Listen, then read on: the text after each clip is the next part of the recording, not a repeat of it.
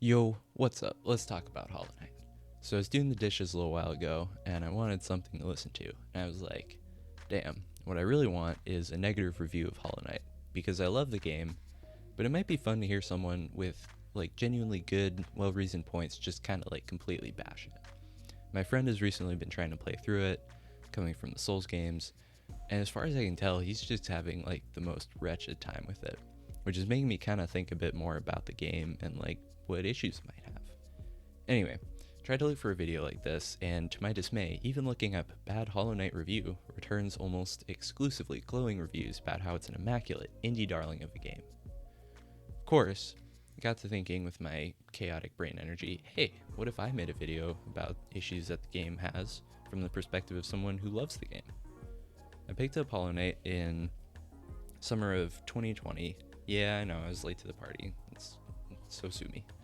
Funnily enough, a friend had told me that I should play it like years earlier, and I'd been like, whatevs. Then in 2020, another friend was like showing me the NKG boss fight, and for some reason I was like, yep, gotta play that. So I finally bought it, and I became obsessed almost immediately. I was instantly just like completely absorbed by the Kingdom of Hallownest and all the wonders that it had to offer. I played the game all summer and was just continually amazed by what was hiding, spread across the map. Then, in the fall of 2020, I happened across the Any% world record at the time, and my obsession somehow became even more so, outweighing my extreme laziness enough for me to try and learn the run. Got about halfway through, I think to Watcher Nights probably, before taking a hiatus, but I returned to speedrunning and started with all skills in 2021, and I ran that on and off for about 2 years.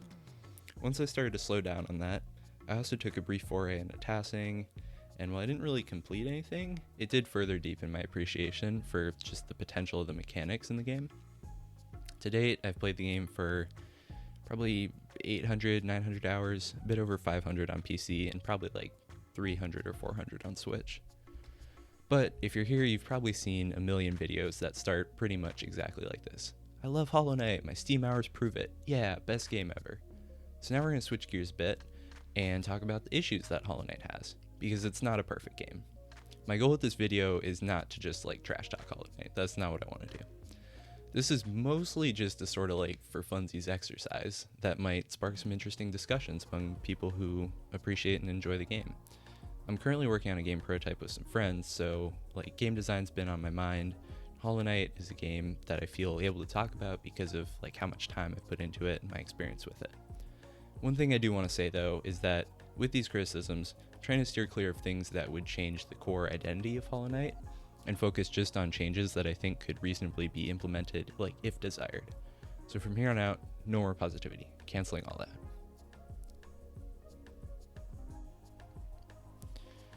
Okay, first issue I want to discuss, Hardfalls. I just absolutely hate these things. They're the bane of my existence, and they feel just mathematically perfected to cause as much pain as possible to your soul. It's just if you're gonna throw this god-awful animation in my face, at least do me the courtesy of actually dealing damage, because I could get out of that goddamn animation faster than this stupid crouch thingy. Alright, just had to say all that. Anyway, let's move on. Okay, now for the first real criticism that I have. I want to talk about upgrade balance. Not all upgrades are created equal, and that's fine, but some of them I wish were a little more important. Mantis Claw. Mantis Claw is an interesting upgrade in that it's almost indisputably the most powerful one in the game. In low percent speedruns, Mantis Claw is one of the few abilities that runners are required to get. Randos are generally kind of over, at least in spirit, once Mantis Claw is found. What these two things should tell you is that Mantis Claw is just hella important. The thing is that it just opens up so much of the map, and getting it is such a great thing that no other pickups can really rival it. Then we look at another movement ability like Isma's Tear, deemed important enough to count for 2% points towards completion. And yet it kind of doesn't do that much, or at least not that much that's really interesting. There are minimal places that it unlocks, and most of these can be circumvented by Crystal Heart. Now I know that's not like intended to be something that casual players do, like sea dashing over acid or anything, but it is a thing to consider. And if you've seen the old Hollow Knight trailers, you might remember the clip where the knight is like swimming up through the acid. I'm so sad that they cut that. Swimming through like acid flooded ruins with pockets of air that have enemies, that would be so cool. Maybe there could even be like some platforming sort of stuff that involves like currents in the acid. I don't know. Point is, with this one, some upgrades that the knight gets, even of like similar types, are just kind of much more useful and interesting than like others. And it is a little bit sad sometimes. Okay, moving on from upgrade balance, let's talk about weapon knockback and contact damage. This one I feel like is especially subjective, and I personally don't particularly mind these two. But I think there's a fair case to be made that they can be kind of annoying. Hollow Knight was my first real game like this, so I just kind of thought this was how the genre was, you know, which has kind of permanently messed with my ability to enjoy other Metroidvanias and action platformers after I've like put so much time into Hollow Knight. Like I tried Blasphemous a little while ago and it just like didn't work for me because I was so used to these like, you know, weapon knockback, combat damage, etc. Anyway, if these combat choices don't really work for you, it's certainly understandable. It can make it really intimidating to play up close to enemies, which in my opinion is the most like fun way to experience the game.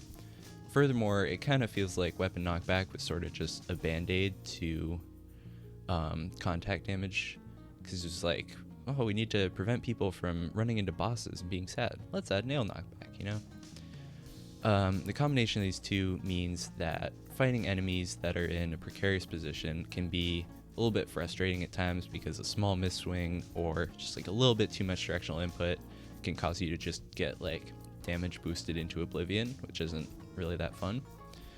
One other small note, Hollow Knight enemies generally have pretty simple geometry in terms of hitboxes, meaning that they're kind of mostly just rectangles, maybe like 2 rectangles if it's a fancy boss, I don't know. And while I would consider them to be fairly generous overall, there are for sure times where you'll be clipped trying to dodge in a way that just like doesn't really feel deserved. And considering how much you have to jump over enemies and bosses, the odds are more than likely that you'll run into this issue at some point. So, continuing on with combat, let's talk about customization options and playstyle choices. Hollow Knight does not have the most expansive set of choices for different playstyles. But this isn't necessarily a bad thing, and in fact, I tend to like games that offer a smaller pool of heavily fleshed out mechanics.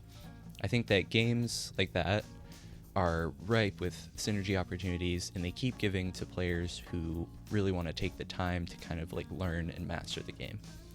Hollow Knight, I would say, is pretty good at this overall, and the Knight's limited moveset still feels versatile enough to tackle all of the challenges the game throws at you. And the dual use of some abilities in both combat and platforming is pretty cool. However, let's be real for a sec, only like half of the charms are really that useful, and there are only a few charm builds that really hold up under much stress. There are a wealth of bizarre and wacky builds to be cooked up with charms for sure, and I love shooting giant exploding flukes at bosses as much as the next person, but if we're looking for builds that will really get the job done, your options are kind of just nail build or spell build. That's sort of it.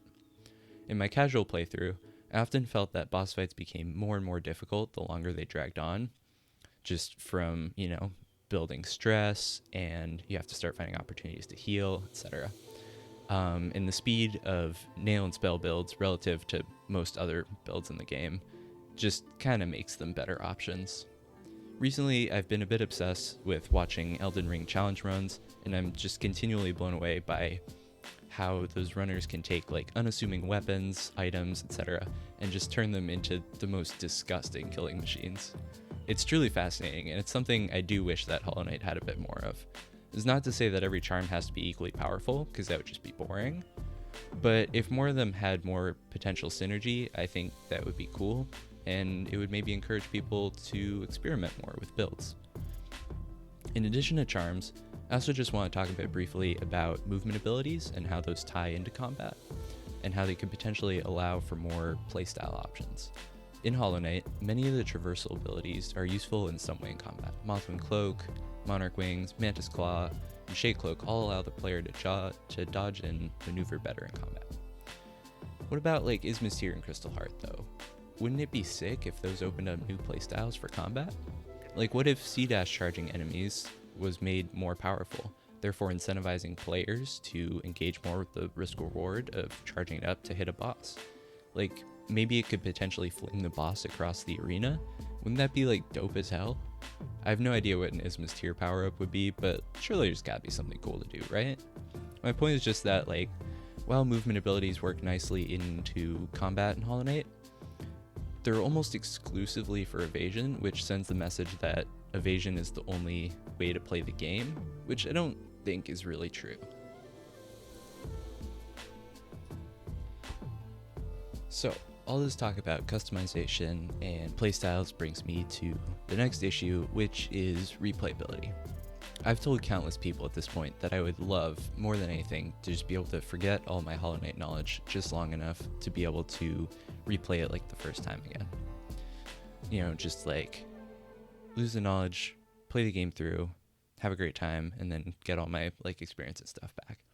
And that's the thing, right? When you combine a game as much about exploration as this with a system of mechanics that will be utilized roughly the same on successive playthroughs, it's not the best incentive to revisit the game. For me personally, much of my replay value in Hollow Knight has come from speedrunning, challenge running, tassing, etc. But these aren't reasonable things to expect most players to engage with after their first playthrough. Many people won't want to drop all of their games to get super into learning how to speedrun the game, because it just takes a lot of time. For reference, the Hollow Knight speedrun Discord has about like 8,600 people, and Hollow Knight has sold, well, like 1 million copies at least on PC alone.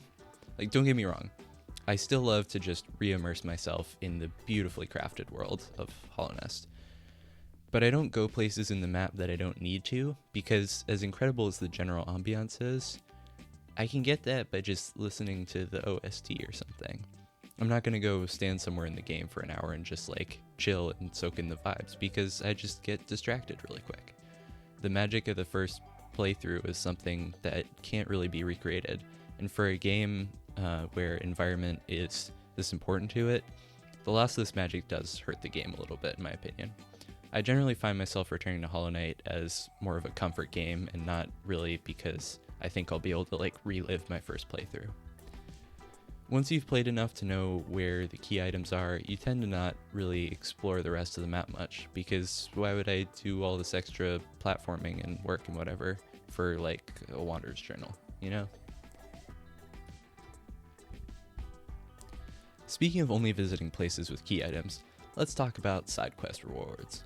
Hollow Knight has a relatively small roster of items to find, which I think is actually good because it means that nearly every single one can actually provide some use. However, the way that they've been placed in the world sometimes just does not make a lot of sense to me, and I do find at times that the rewards for side quests don't really fit with what I went through to get them. Let's look at an example of this. Thorns of Agony Gauntlet versus Flower Quest. One gives you a charm, one gives you a mass shard. But which challenge is harder? Definitely Thorns of Agony and not the Hitless challenge. So what if there was like a little swap-aroo with these two, right? Now the Thorns Gauntlet gives you a mass shard. This would be kind of like the little platforming thing outside of Queen's Station. And the really long Hitless quest with no fast travel yields the charm Thorns of Agony. Agony representing like the tragic tale of Zamir and the Traitor Lord's daughter, right?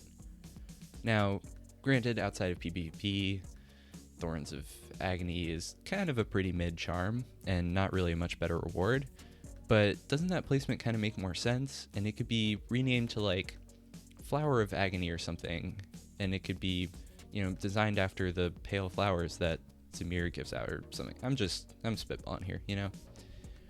I think another example though of mid side quest rewards are the Unbreakable charms.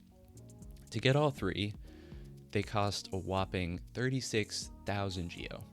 This is a lot, to say the least, and it makes sense to some extent, because the Unbreakable charms are good. They start out breakable for a reason, after all. The thing is, though, that what this comes down to in the end is just doing Colosseums a lot, which isn't really that interesting after a while, especially considering that there isn't really any randomness in them. So what if instead Divine had like some wacky cousins or something that you fought in her small tent, which can make for like interesting close quarters fight. And each cousin maybe like could fight in a way reminiscent of the charm you're trying to get. I mean, Team Cherry really excels at these like interesting and unique character designs, and the Grim Troop is one of the best examples of that. So I think there would definitely be a lot of opportunity for 3 other like little cool, amazing, wacky looking guys to fight, you know? And just one more little thing to throw in real quick. We can all agree that Hunter's Mark is anticlimactic, right? Considering how late game this is likely to be, even if it were more useful, it still would probably be pretty disappointing because there wouldn't be anything left to use it on. The whole point is kind of that you already killed everything. One alternative could be having like different hunter tiers, something maybe kind of similar to Grub rewards, or maybe there could be like player upgrades or something. And then like once a certain number of entries were fully deciphered, the player could like rise up to the next rank and pick an upgrade or something. Another idea is like there maybe three styles available to pick from for combat. There's like light, medium, and heavy. And then each enemy adds points to a particular style. So like the more light enemies you kill and the more like light enemy entries you get, the more the like light style is upgraded or something. I don't know. I'm throwing ideas out here. All of this brings me to my final point, which is, shocker, backtracking. This is one of the most common criticisms that I hear about Hollow Knight, and it's one of the ones that I agree with the most. Later you get into the game, the more and more time you spend just looking for items that, in all likelihood, are not actually what you need. There's nothing more painful than finding a glowing circle tucked away in the corner of the map, only to discover that it's completely useless to you at this point. Now, this isn't necessarily a huge issue, and trying to avoid or fix this issue could easily ruin the exploration experience of the game. However, there are some times where item placement just feels hateful. For example, let's look at the Spell Twister charm. It's tucked away above Helrum in Soul Sanctum, and you'd be forgiven after just the like sheer unforgettable torture of Helrum for missing the passage leading up to the section where the charm's located. Now that by itself is fine. Not everything should be or needs to be in plain sight. However, what is a little bit annoying about this is that in a game as big as Hollow Knight, trying to find places to explore with the map is already hard enough. And in this case, for example, the map gives no indication that there's an upper section that you just haven't seen yet. And so the only way to find it would be to sweep the whole area again. And it's kind of a similar situation to Breakable Walls, plenty of which hide secrets that contribute to completion percentage. I'm familiar enough with the map at this point that this issue has become less problematic for me, but I still remember the many hours I spent in the late game on my first playthrough, just mindlessly wandering, hoping to find something. It's completely understandable that some players just wouldn't have the patience or motivation to scour the map in the meticulous way that it can demand. To be perfectly honest, those last percents were definitely just something I found out about while watching someone else play and being like, oh, damn, guess there's a thing there. I'll go grab that. Now, I don't have a good solution to this because, again, I think trying to make the game less backtrack heavy could easily remove the sense of wonder and excitement of finding some hidden secret tucked away in the map. So if you have any ideas, I'd love to hear them.